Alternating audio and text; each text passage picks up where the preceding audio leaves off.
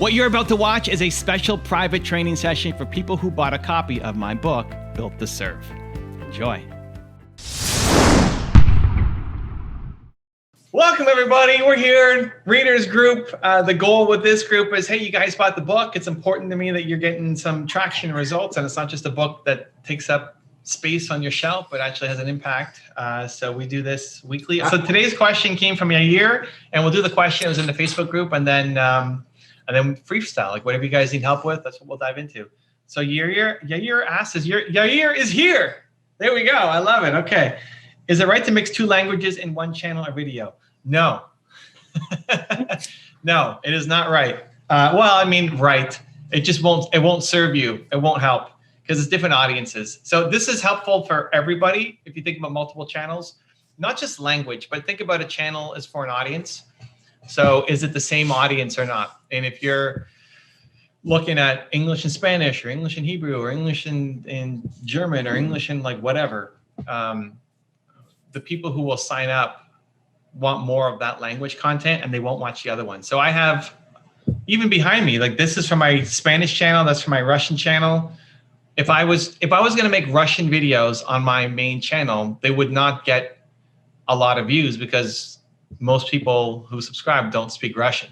You know, Zan would be like, I love everything Evan Carmichael does, but not the Russian stuff.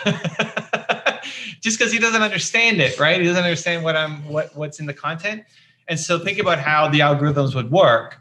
We put out this Russian video, a tiny percentage of people watch it. YouTube thinks, wow, this video sucks. If his own audience doesn't want to watch it, we're not going to recommend it to any other people. And so then the video is just basically dead from the beginning because it serves a different audience. So whether it's language or whether you're covering two different topics, if you can unite the topics together under some umbrella, that's great. But if they're vastly different, then it should be on a different channel. I am a little anxious about giving that advice because a lot of times people are not even consistent on one channel, and now you're worried about multiple channels. So yeah, go ahead. I just want to make sure I understand you first. Good evening, everyone. Great to see you all. You're saying to open the same channel, like I have the same idea. I'm focusing at the same group of people, but you're saying to open two different channels, even though it's the same idea. So just different languages. If it's different languages, because it's two different audiences. Because the people, what's the other language? Hebrew. Hebrew. So the people who speak, the people who speak Hebrew most likely will speak English or at least know English, right? The people who speak English, though, lots of people speak English. Most of them don't speak Hebrew. So yeah, English is like that with a lot of people who are learning. You know, English is a second language for a lot of people. So even if it's the same idea, if you start, here's your advantage and disadvantage. If you go Hebrew, the market is not as big for thought leaders. Like it's easier to stand out.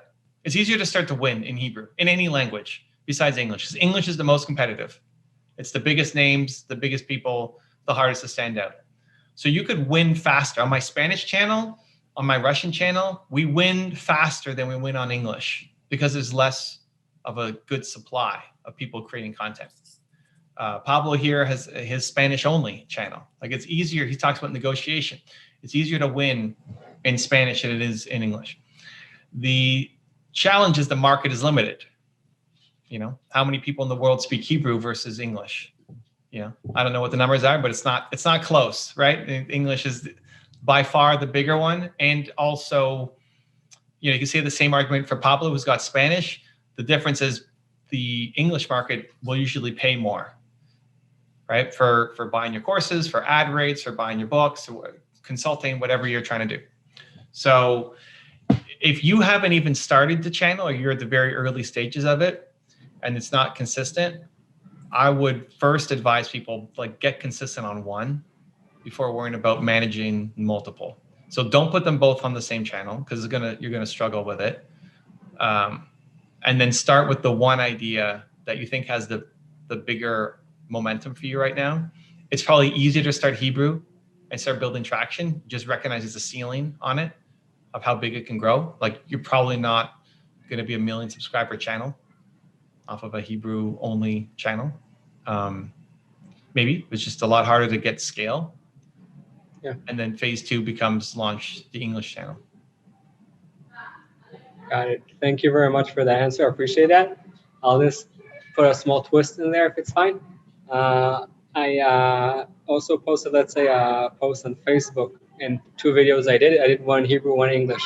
So what you just recommended is also for Facebook, like, or only Hebrew or only English? And for every platform, for every algorithm, because the algorithms all work similarly. It's like, okay, you have, before it goes out to the general public, it goes to your audience first. If your audience likes it, it reaches more people. It's some combination of watch time and interaction. If your audience doesn't like it, it's really hard to go off and win, because you're basically telling each platform, well, my own audience doesn't like it, right? So why should we go and share it with new people who don't know you yet? Facebook organic's just a lot harder. Facebook organic doesn't mean as much anymore. Facebook organic is not the game to be playing. But Instagram, Facebook, YouTube, all of it, it goes to your audience first. So that's the key. If you get your audience loving it, you're much more likely to get it recommended. So when you cover different languages, that's the tough thing. And if you're covering lots of different topics, that goes to a different audience. That's the key. It can be multi-topic, that's fine. But if it's a different audience, like Evan, if he's going to come, Evan Tinsman is going to teach, he has a lot of content around how to overcome addiction, how to recover, how to get through it. He could be sharing his 8 steps that helped him. He could be sharing advice from Brendan Bouchard and the personal planner that he uses on a daily basis. He could be sharing some of the tools that he used, or the injection that he used, or the therapist that he used, like whatever tools helped, right? He could be talking about how he skydives and he's getting his certification. Like all of that fits, because it's still covering the same topic of helping people get out of addiction and recover. Evan also has a life insurance business. If he's going to come on and talk about life insurance sales tips, it's just a totally different audience, right? It's still the same language, English. I don't know if Evan speaks many languages, maybe, but it's a different audience, so it wouldn't fit on the same channel. So all the content's going to start to hurt, because if he did 2 days a week, one day was life insurance sales tips and one day was addiction recovery, some people will come for addiction recovery, some people will come for life insurance, but all the videos will underperform because the other audience doesn't care about the first videos that you made. So whether it's topics or whether it's language, those don't matter as much as is it the same audience. Does that make sense? And that's every social platform. Yes, for sure makes sense. I appreciate it. But I also have a question on that. If that's fine. I know there are more people here, so I don't know. Well, let's, I mean, hopefully it's valuable. Let's pull on the thread. Where does that lead you? I have a lot of questions, but I'll ask only one.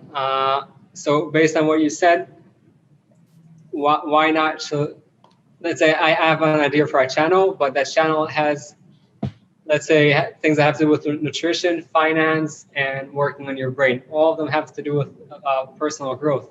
But you're basically saying now to put each one separately in a different channel. I thought maybe I could do 1 week is nutrition, 1 week is exercise, 1 week, and then people know which week goes where. Okay, that's a great, yeah, that's great. That's a great point of clarification, right? You can have them all on the same channel, as long as you tie it into the message of growth. If you only say, if you're only talking about nutrition, but don't make the connection to the bigger purpose, you're going to get people who just care about the tactics. So if Evan Tinsman is going to make a video about his airplane jumping, he's going for, you can follow him on Instagram, he's going through certification to, I forget what it's called, but basically a certified jumper. What is it called, Evan? Just a certified skydiver. There you go, certified skydiver. I will officially be a professional skydiver, and I have to correct you because it has a bad thing. I don't just do life insurance. You don't? Okay, well, this example. I'm just teasing because it gets a bad rap. So if he's going to be doing, be doing a video on skydiving, it has to connect to addiction recovery if he's going to be putting it on his addiction recovery channel, right? If he's going to make a video about how to do skydiving, about how to put on the parachute and at what altitude you need to go and just breaking down the mechanics of it, that's going to attract the wrong audience, right? So if you're only making videos about how to make this tomato soup recipe or whatever you're going to put on for nutrition, and it doesn't tie into personal growth, you're getting people in at this level, and then they're not going to connect with the other content that you have. Like, oh, why is he talking about marketing? Why is he talking about reading books? I care about his next recipe. So it's possible, but it's all in the intent and how you set up the video. And this applies to everybody. Like everything I do is about belief. And hopefully you feel belief through all the content that I create and all the interviews that I do. And maybe it doesn't always hit, I don't always execute perfectly, but it's always the intent at least. And so sharing the intent that this channel is about personal growth, and we're going to cover health, fitness, nutrition, finance, whatever. If you can make that connection, now I'm following you because I want to get personal growth and nutrition is part of it, not because you are a tomato soup expert and you're going to teach me the specific mechanics. I don't know if you like tomato soup or not, but it's in my head for some reason. Does that make sense? For sure. Appreciate it. Thank you very much. Cool. I had a question. Okay. I've been rereading your book. Mm-hmm. So, because I want to adjust my website according to what's in the book. Anyway, I came up with the who would probably be hashtag speaking out, or Lady Lexi speaking out. And my credo would probably be authentic, courage, and confidence. And then yesterday I read something, I watched a video which was about inclusion. And I was thinking, yeah, that's basically what it is all about inclusion. So there are people doing this pledge for inclusion, and I was thinking like, okay, maybe I should do it too. But I just was wondering, what do you think about the who, the hashtag as in speaking out, and the credo as in authentic, courage, and confidence, and whether or not I don't know how I would fit in inclusion, even though it's what it is all about. So that's my question. Yeah. So at the end of the day, nobody can judge to say that this is right. It's for you to sit on it. When you say this is what it's all about, my brain immediately goes to your who. So The questions that you need to sit on is, well, is my who speaking out, or is my who inclusion?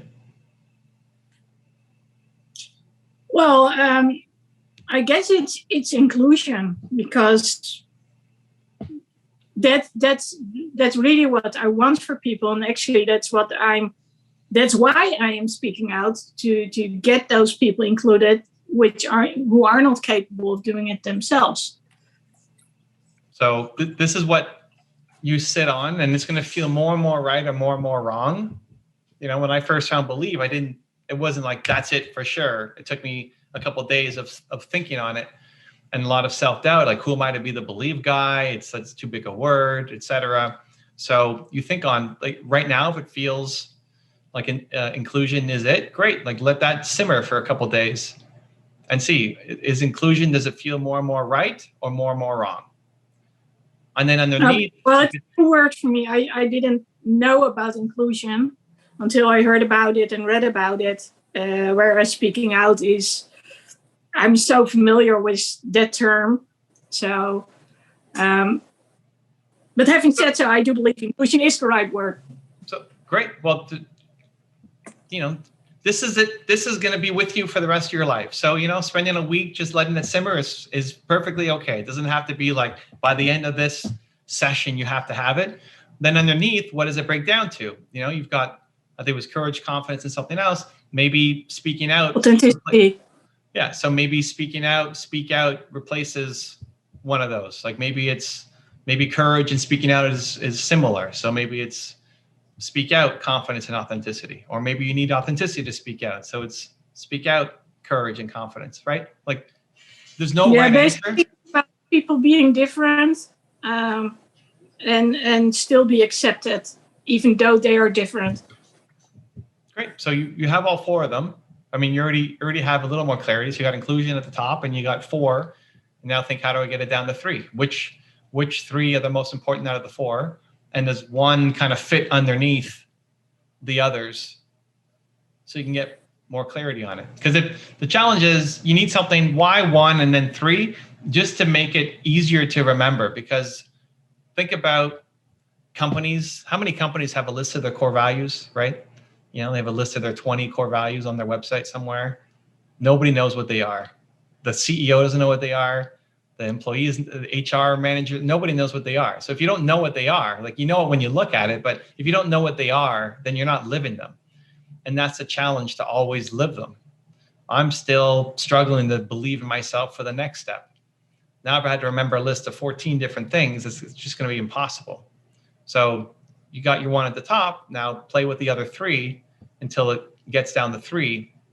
And that it's just, you have your 4. Great. Now just sit on them for a week and just keep looking at them and like which one feels the most right. Okay, thank you. Cool. What else? Hey, I just wanted to say that, I read your book like a year ago. And when I went through trying to figure out what my one word was and everything, I was really confused. And I came up with things like acceptance and understanding. And I was like, that doesn't really resonate with me. I'm not really certain. And so I seriously took like 6 months off of my podcast and my business and everything, just with COVID last year. And I was sick. And then when I came back to it, it was almost like this word understanding just kept coming up again and again. And I've been going through some old videos that I did, and I wrote a book and reading the book again, and it just keeps coming back to understanding. And it was like after I sat with it for a while and went back and looked at all the stuff that I did in the past, it makes so much more sense now. That understanding is the thing that I wanted to do. And even though it didn't make sense when I went through all the exercises, it makes sense now. So what you're saying, like to sit with it and think about it for a while, that's exactly what you have to do. And it may not even be like a couple of weeks. It might be a few months, or, for me, it was a year, but it usually takes me longer to figure out things than other people.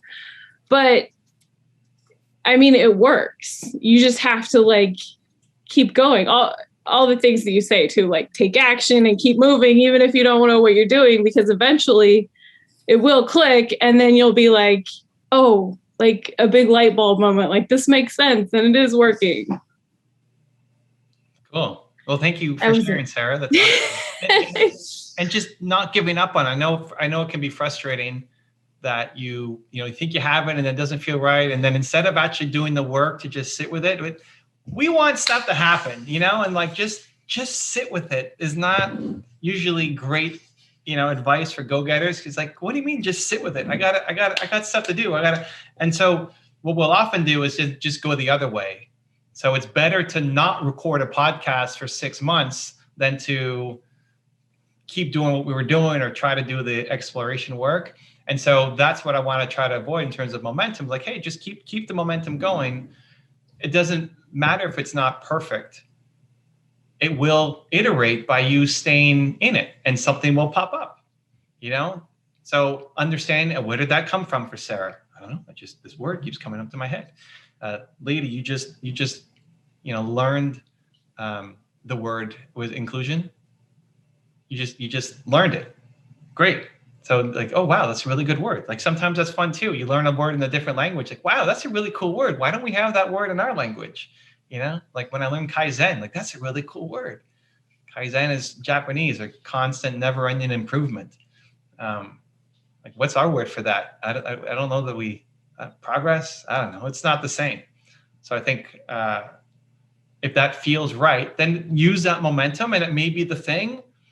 I've often had people ask me, like, how much do you shift your who? How much do you shift your one word? And what I found is people have made a shift once, but I haven't seen them shift multiple times. So what usually happens is you pick something, it feels right in the moment, but a lot of times it's just because of what you're dealing with in the moment.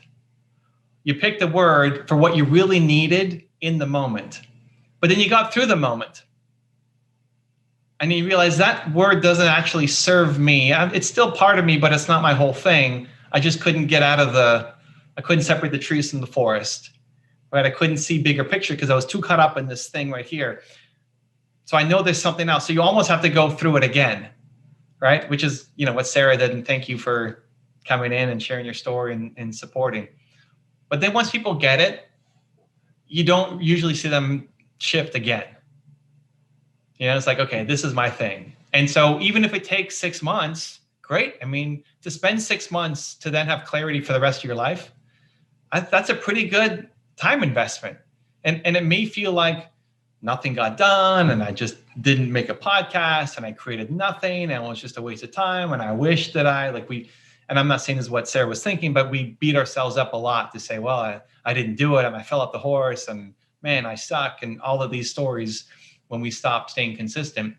But it led to this place where now we have the clarity and understanding, which then can create so many more great things ahead. So it's not something that you want to rush, right? This is a feeling. It's like, how do you know when you love somebody? Well, you feel it. It's the same thing. How do you know if this is my one word? Well, you feel it. That when I say believe, it makes me feel something. When Zen talks about confidence, it makes him feel something.